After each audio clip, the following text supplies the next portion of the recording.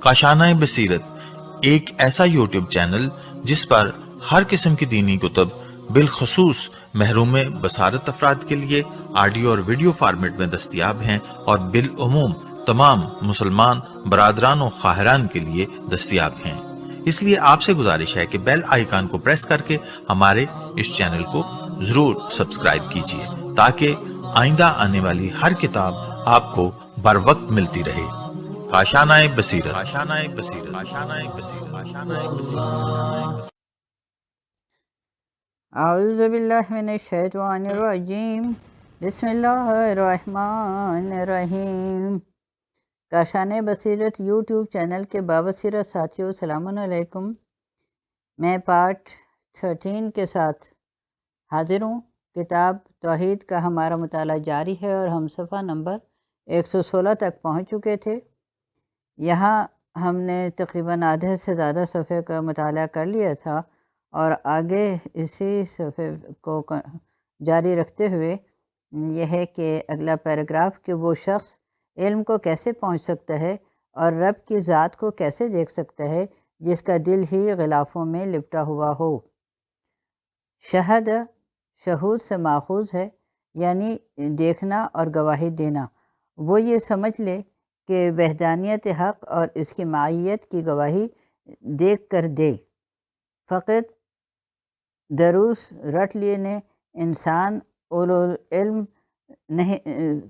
فقط دروس رٹ لینے سے انسان اولوالعلم نہیں بن جاتا، بلکہ اکثر اوقات ایسے اشخاص دیکھنے میں آئے ہیں جنہوں نے دروس تو بہت پڑھے مگر در حقیقت علم تک پہنچ نہیں پائے، جبکہ ایسے بھی موجود ہیں کہ بظاہر جن کو دنیا ان پڑھ کہتی ہے مگر ان کو اولوالعلم کہا جا سکتا ہے۔ یہ صفحہ نمبر ہے 117۔ اگلا پیراگراف ہے، وہ علم جو آدمی کے دل کو روشن کرتا ہو وہ ظہور حق ہے، اور انسان کے لیے یہ سورج سے زیادہ روشن ہے۔ جس انسان کے قلب میں یہ عالم ہو تو گویا وہ معیت قیومی میں ہے، یعنی خدا کو دیکھ رہا ہے۔ ہوا معاکم اما کنتم، وہ تمہارے ساتھ ہے تم جہاں بھی ہو۔ یہ قرآن حکیم کی شاہد مثال ہے۔ اور اگلا موضوع ہے کہ امید اور خوف فقط اللہ سے رکھنا علم کی پہچان ہے۔ قرآن حکیم میں ارشاد فرمایا گیا کہ اور یہ ترجمہ ہے سورہ روم کی آیت سورہ الزمر کی آیت نمبر 9 کا۔ کیا وہ شخص جو رات کی گھڑیوں میں عبادت میں مشغول رہتا ہے، سجدہ و قیام کی حالت میں رہتا ہے، آخرت سے ڈرتا ہے اور اپنے پروردگار کی رحمت کا امیدوار ہے، کہہ دو کہ کیا علم والے اور بے علم برابر ہیں؟ Question mark. یعنی یہ اگلا پیراگراف ہے کہ یعنی وہ شخص جس کا دل علم کے نور سے منور ہو اور اس کے آثار سے ظاہر ہوتا ہے، لیکن وہ شخص جس کے دل میں دنیا کا خوف جگہ پکڑ لے کہ کہیں ایسے نہ ہو جائے یا ویسے نہ ہو جائے، اور امید بھی انہیں اسباب دنیا سے رکھتا ہو، ایسا شخص جاہل ہے، خواہ وہ عقلی علوم کو کتنا ہی اچھی طرح حاصل کر لے یا کتنے ہی دروس کیوں نہ دیتا ہو۔ اگلا پیراگراف ہے کہ البتہ ہم علوم کی نفی نہیں کرتے، لیکن فرض یہ ہے کہ علوم اس وقت نافع ہیں جب ان کے ساتھ تزکیہ نفس بھی ہو۔ وہ طلباء جو یہ چاہتے ہیں کہ وہ مجتہدین بن جائیں، اگر تزکیہ نفس کے ہمراہ ہو تو علماء ہستی افضل من انبیاء و بنی اسرائیل کے مصداق ہو جاتے ہیں، اور اگر ایسا علم نہ رکھتے ہوں تو ممکن ہے کہ بالعمل و اور کے مانند کام سے جائیں۔ تو اور پھر یہ اگلا اس میں یہ مناجات شعبانیہ کے کچھ جملے ہیں جن کا ترجمہ ہے کہ خدا بندہ ہمیں ایسے نور عنایت فرما کہ ہمارے دلوں کی آنکھیں روشن ہو جائیں اور ہمارے ادراکات کے سامنے سے پردے ہٹ جائیں اور تیرے ظہور کا مشاہدہ کر لیں، آمین۔ یہ مناجات شعبانیہ کے یہ الفاظ تھے۔ تو یہاں پہ ہماری یہ 12ویں نشست، اس کتاب کی 12ویں نشست کا اختتام ہوتا ہے، اور اب صفحہ نمبر تھا یہ 118، اور اب صفحہ نمبر 119 سے 13ویں نشست کا آغاز ہے، اور یہاں پر بھی کچھ یہ عربی کے جملے ہیں۔ اول الدین معرفتہ و کمال معرفتہ تصدیق بہی و کمال تصدیق بہی توحیدہ و کمال توحید الاخلاص لہو۔ اور یہاں موضوع ہے کہ شرح صدر اور اس کی علامات۔ تصدیق قلبی کے ذریعے توحید پروردگار یعنی اس کی وحدانیت کی شناخت حاصل کرنا چاہیے۔ یقینی علم رکھنے اور دل کے باخبر ہونے کی حقیقی وجہ یہ ہے کہ آدمی کے قلب میں ایک نور طلوع ہوتا ہے جس کے آثار میں سکون اور اطمینان اور عشق الہی ہے۔ یہ اس وقت ہوتا ہے کہ جب دل روشن ہو کر منور ہو جائے، جیسا کہ روایت میں آیا ہے کہ العلم نور، اور اسی طرح والایمان نور، حتیٰ کہ وہ روایت جو مجموع البیان میں ذکر کی گئی ہے کہ اور اس کا یہ ترجمہ ہے کہ جس شخص کے لیے خدا چاہتا ہے کہ ہدایت کرے، اس کے سینے کو قبول کرنے کے لیے کشادہ کر دیتے ہیں، اور جس شخص کو اس کے برے اعمال کی وجہ سے گمراہ کرنا چاہے، اس کے سینے کو اس طرح تنگ کر دیتا ہے کہ گویا وہ آسمان پر چڑھ رہا ہے۔ اسی طرح پلیدگی یعنی رجس ایسے افراد کے لیے قرار دیتا ہے جو ایمان نہیں لاتے۔ یہ سورہ انعام کی 165 آیت کا ترجمہ تھا۔ اور اب صفحہ نمبر ہے 120، اور یہ ہم جناب رسول خدا صلی اللہ علیہ وآلہ وسلم سے پوچھا گیا کہ شرح صدر سے کیا مراد ہے؟ تو آپ نے جواباً ارشاد فرمایا کہ ایک نور ہے کہ جو مومن کے دل میں خدا جو مومن کے دل میں پیدا فرماتا ہے۔ عرض کیا گیا کہ کیا اس کی کوئی علامت بھی ہے؟ ہم کیسے سمجھیں کہ یہ نور پیدا ہوا ہے، شرح صدر عطا ہوئی ہے یا نہیں؟ فرمایا وہ نور دل سے ماسوا اللہ کی محبت نکال دیتا ہے، انسان دنیا سے منہ موڑ لیتا ہے، آخرت اور اللہ کی خوشنودی پر تمام توجہ مرکوز کر دیتا ہے، اور مرنے سے پہلے موت کے لیے آمادہ ہو جاتا ہے۔ اگلا یہ پیراگراف ہے، اور یہاں پر اصول کافی سے یہ جملے لیے گئے ہیں جن کا ترجمہ ہے کہ جب یہ نور ظہور اختیار کرتا ہے تو انسان سمجھ جاتا ہے کہ ما سوا اللہ ہیچ ہے، اور اس قابل نہیں ہے کہ اس سے دوستی رکھی جا سکے۔ اگلا پیراگراف ہے کہ وہ انسان موجودات کے فانی ہونے اور غیر مستقل ہونے کا ادراک کر لیتا ہے، اور غیر اللہ جس مرتبہ ہستی پر بھی ہو، جب اس پر نظر کرتا ہے تو اسے فقر محض دیکھتا ہے۔ جو کچھ بھی وہ رکھتا ہے وہ خدا سے ہے، منشاء برکات الہی ہے، لہذا اس کا تمام دل خدا کے ساتھ وابستہ ہو جاتا ہے، اور نتیجتاً ایسا انسان غیر اللہ سے منہ موڑ لیتا ہے۔ اگلا پیراگراف ہے کہ مناجات شعبانیہ میں امیر المومنین حضرت علی علیہ السلام سے بھی کچھ ہم تک پہنچا ہے۔ روایات میں آیا ہے کہ ہمارے تمام ائمہ طاہرین علیہ السلام ان مناجات کو پڑھتے تھے، اور ہمارے پاس ایسی دعاؤں کی تعداد کم ہے جو تمام ائمہ طاہرین علیہ السلام کا معمول رہی ہوں۔ دعا میں عرض کرتے ہیں کہ یہ اس کا ترجمہ ہے کہ خدایا مجھے اپنی ذات میں اس طرح قدر مرتکز فرما کہ میں تیرے غیر سے بیزار ہو کر کمال انقاء کو پا جاؤں۔ یہ اس مناجات شعبانیہ کا جملے ہیں، اور آگے اگلا پیراگراف ہے کہ انسان کی تمام سعادت اسی میں ہے کہ فقط اللہ سے وابستہ ہو کر اس کی تمام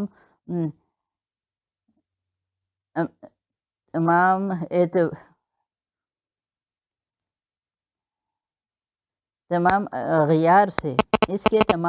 سے قطع تعلق کر لے۔ تھوڑا سا مس پرنٹنگ سے ہے تو اس وجہ سے تھوڑا پرابلم ہوئی۔ اس کا اور اس کی امید او بیم کا مرکز و محور بھی اللہ ہی ہو، اور اس کی چاہت رضائے الہی ہو، اور بس اس حد تک پہنچ جاتا ہے کہ کمال تصدیق و تہدہ و کمال توحید الاخلاص لہو۔ تو یہ صفحہ نمبر ہے 121، اور آگے موضوع ہے کہ علم سے بہرمند ہونے کی شرط تزکیہ نفس ہے۔ علم جو کہ ایک نور ہے، اس سے مراد نور قلب ہے، نہ یہ کہ علم صرف عقلی دلائل کے مقرر و عرض کیا ہے۔ اصطلاحات کا علم یا کوئی بھی، خواہ توحید کا علم ہی کیوں نہ ہو، اگر دل میں جلوہ گر نہ ہو تو وہ نور نہیں ہے۔ حتیٰ کہ علم فقہ کے جس کے مفید ہونے کے متعلق اہل بیت علیہم السلام نے خاتم الانبیاء حضرت محمد صلی اللہ علیہ وآلہ وسلم کے فرامین پہنچائے ہیں، اور سید بحر العلوم نے تو اپنے شعر میں اسے ماہتاب درخشاں سے تشبیہ دیتے ہوئے فرمایا ہے، اور یہ پھر ان کا شعر ہے جس کا ترجمہ ہے کہ علم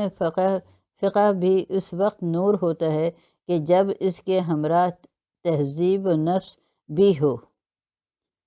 اور اگلا پیراگراف ہے کہ علم حدیث و تفسیر قرآن بھی نور ہے، لیکن اس وقت جب دل کی آنکھوں کے سامنے حجاب نہ ہو، اگر حجاب نفس دل کو لپیٹ لے تو پھر وہ بھی نور نہیں رہ پاتے۔ نہ یہ کہ ان علوم میں کوئی خامی ہے، بلکہ ان کی نورانیت سے بہرہ مند ہونے کے لیے شرط یہ ہے کہ حجاب نفس برطرف ہو جائے۔ اس وقت انسان وارث پیغمبران کا مصداق بن جاتا ہے۔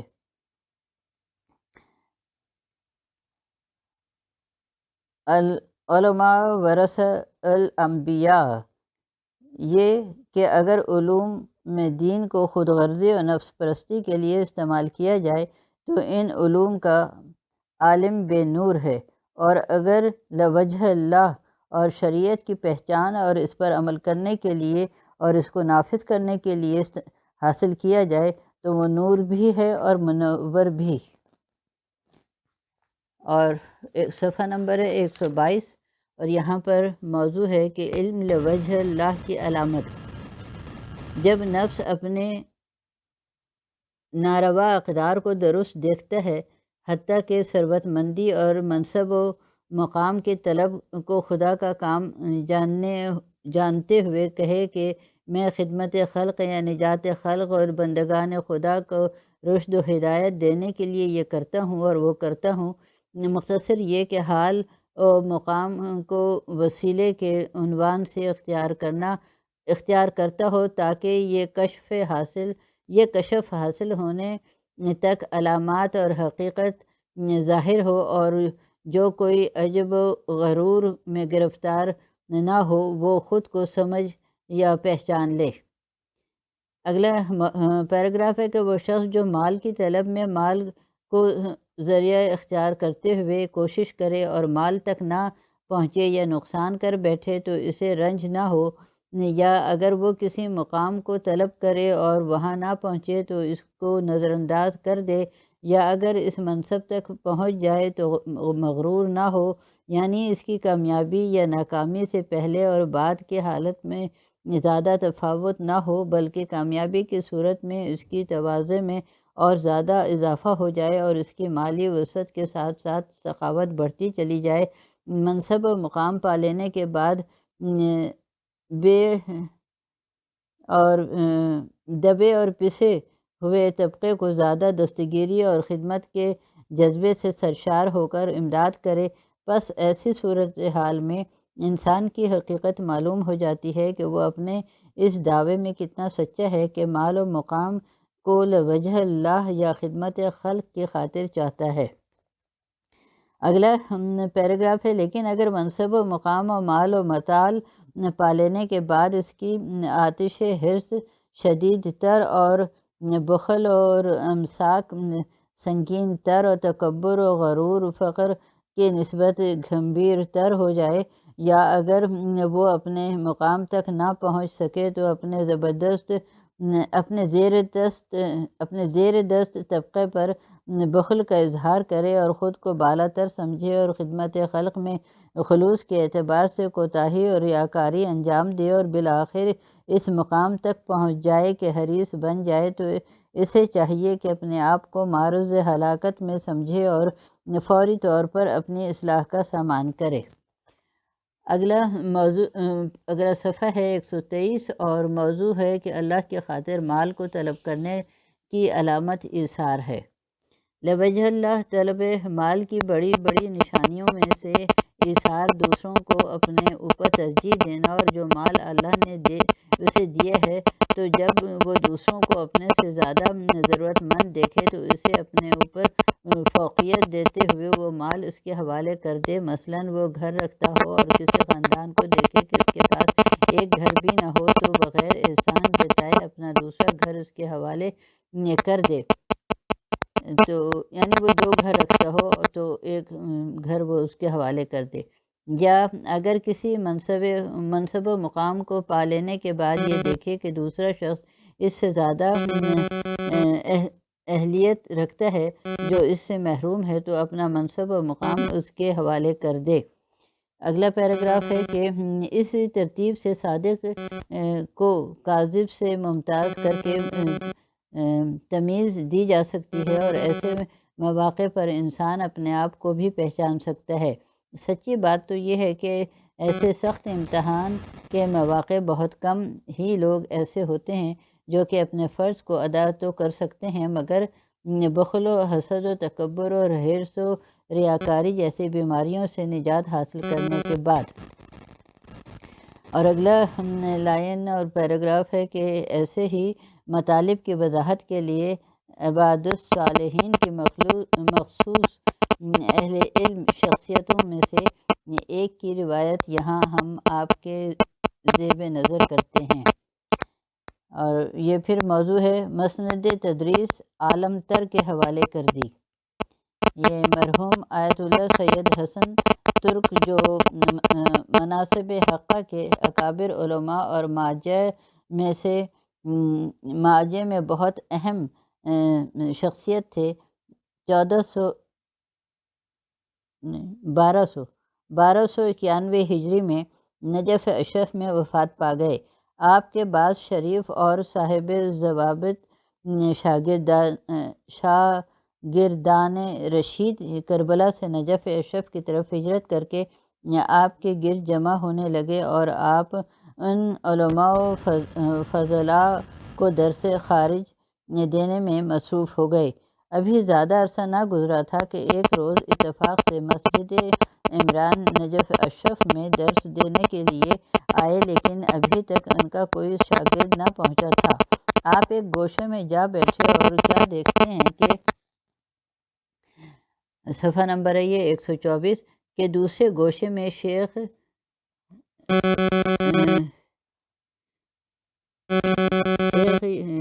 یوبیدہ کے چند ایک شاگردوں کے ہمراہ سرگرم تدریس ہیں۔ سید شیخ صاحب کی بحث کو سماعت فرمانے میں مصروف ہو گئے، حتیٰ کہ ان کی تحقیقات سے متفق ہو گئے۔ دوسرا پیراگراف کہ دوسرے روز آمدن اپنے وقت سے پہلے مسجد میں آئے اور تحقیق کی غرض سے شیخ کے درس کو سنا۔ جب چند روز تکرار کرنے کے بعد یقین کر لیا کہ شیخ ان سے زیادہ فاضل تر ہیں اور آپ اسی طرح ان کے دروس سے استفادہ کرتے رہے۔ چند دنوں کی تحقیق کے بعد معلوم ہوا کہ وہ شیخ بزرگوار مرتضیٰ انصاری ہیں، جو کہ الحاج ملا مہدی تراقی کے محضر سے مستفید ہو کر ایران کے 4 سالہ سفر سے حال ہی میں واپس پلٹے ہیں۔ اگلا پیراگراف، سید بزرگوار نے اپنے شاگردوں سے فرمایا کہ شیخ انصاری مجھ سے زیادہ علم رکھتے ہیں اور ان کے دروس آپ کے لیے مجھ سے زیادہ مفید ہوں گے، اور میں خود بھی ان کے دروس سے استفادہ کروں گا۔ آج سے میں اور آپ شیخ کے درس میں حاضر ہوں گے۔ اور اس روز سے شیخ کی شہرت بہت زیادہ ہو گئی اور بتدریج مرجع عام ہو گئے۔ شیخ مرتضیٰ انصاری بھی اکثر و بیشتر سید بزرگوار کی تعریف و توصیف کرتے اور ارتباط اور بہت سے دوسرے امور میں سید کی طرف رجوع کرنے کے لیے کہتے۔ 1281 ہجری میں شیخ مرتضیٰ انصاری کی وفات کے بعد آپ مسند تدریس پر جلوہ افروز ہوئے۔ اور اگلا پیراگراف ہے کہ اہل علم پر روشن ہے کہ جو خود استاد اور صاحب صدارت و تدریس اور مرجعیت پر فائز ہو، اگر انصاف کریں اور نہ صرف خود اپنے رقیب کے شاگرد بن جائیں بلکہ اپنے شاگرد بھی ان کے حوالے کر کے تمام شان و شوکت اسی کو دے دیں، تو ان کے ایمان میں کس قدر صدق اور قوت ہوگی۔ ایسے افراد اپنے ہوا و ہوس سے آزاد ہو کر رضائے حق کی جستجو میں کس قدر ممتاز ہوں گے۔ بنابراین اگر ہوائے نفس پر کاربند نہ ہوں اور وجہ اللہ علم اور خدمت خلق کی طلب کریں، تو علم طب یا ایسے دیگر علوم بھی نور ہیں کہ جائے کہ علم فقہ۔ تو پھر اس طرح آگے صفحہ نمبر 125، اور یہاں پر ہمارے لیے موضوع ہے کہ اپنے اوپر سختی و میانہ روی کرنے والے اور نیکی میں سبقت لے جانے والے۔ یہاں اگلا پیراگراف ہے کہ ائمہ علیہم السلام سے جو تفسیر ہم تک پہنچی ہے اس پر اکتفا کرتے ہوئے اس آیہ مبارکہ کے مطالب پر نظر دوڑاتے ہیں، اور اس کا ترجمہ ہے کہ پھر ہم نے اس کتاب کا وارث انہیں بنایا جنہیں ہم نے اپنے بندوں میں سے برگزیدہ کیا ہے، پس ان میں سے کچھ اپنے نفس پر ظلم کرنے والے ہیں اور کچھ میانہ رو ہیں اور کچھ اللہ کے اذن سے نیکیوں میں سبقت لے جانے والے ہیں۔ یہی تو بڑا فضل ہے۔ یہ ہے سورہ فاطر کی آیت نمبر 32۔ اس کا یہ ترجمہ تھا، یعنی بالفاظ دیگر وہ لوگ یا تو اصحاب شمال میں سے ہیں یا اصحاب یمین میں سے، اور یا پھر سابقین میں سے۔ اور اس طرح اگلا پیراگراف ہے کہ اس کے بہت سے احتمالات اور متعدد تشریحات کی گئی ہیں، اور ان میں سے بہت سے مانع الجمع بھی نہیں ہیں، یعنی ہو سکتا ہے کہ سب کے سب درست ہوں۔ ہمارے مقصد پر شاہد مثال اور وہ روایت ہے جو مانع الاخبار میں حضرت امام جعفر صادق علیہ السلام سے ظالم، معتمد اور سابقین کے تعین کے بارے میں آپ سے بیان کی گئی۔ امام علیہ السلام نے فرمایا، یہ اصول کافی سے لیا گیا، اور اس کا ترجمہ ہے کہ اپنے نفس کے ساتھ ظلم کرنے والا وہ ہے جو خواہشات کو ہی معبود بنا لے اور جو کچھ اس کا نفس چاہے ہر قیمت پر اسے فراہم کر دے، اور اپنے خواہشات نفس کے سامنے پست اور ذلیل ہو کر ہر خیانت کاری کا بوجھ اٹھا لے تاکہ اس کی خواہش پوری ہو۔ مسلمان تو ہے لیکن اپنے نفس پر ظلم کرنے والا ہے، اور وہ شخص جو اقتدار پسند ہے، خواہ وہ علماء میں سے ہو یا جہلاء میں، ہر ایک سے اپنی اغراض و خواہشات نفس طلب کرتا ہے، بجائے اس کے کہ خدا کے حضور خشوع و خضوع کرے، اپنے نفس کی خواہشات کے آگے سر جھکا لیتا ہے۔ اور پھر اگلا صفحہ ہے 126۔ مثلاً جتنی بھی اس کی ہمت ہو وہ کوٹھی کار اور کاروبار بنانے میں لگا دیتا ہے۔ البتہ ہم گھر بنانے اور زندگی کے وسائل کا انکار نہیں کرتے۔ اسی طرح ایسے مشاغل و مناصب جو حکومت سے متعلق ہوتے ہوئے بھی واجب اکتفائی ہیں، ان کی اہمیت سے بھی انکار نہیں کیا جا سکتا، بلکہ میں کہا کرتا ہوں کہ غیر خدا ہدف اصلی نہیں ہونا چاہیے، اور یہ تمام چیزیں فقط زندگی گزارنے کا ذریعہ بنیں اور ہدف حاصل کرنے کے لیے خرچ ہوں، نہ کہ خود ہی ہدف اور مقصد بن جائیں۔ تو یہاں پہ ہم اپنے اس آڈیو کو مکمل کرتے ہیں۔ اگلے آڈیو کے ساتھ پھر حاضر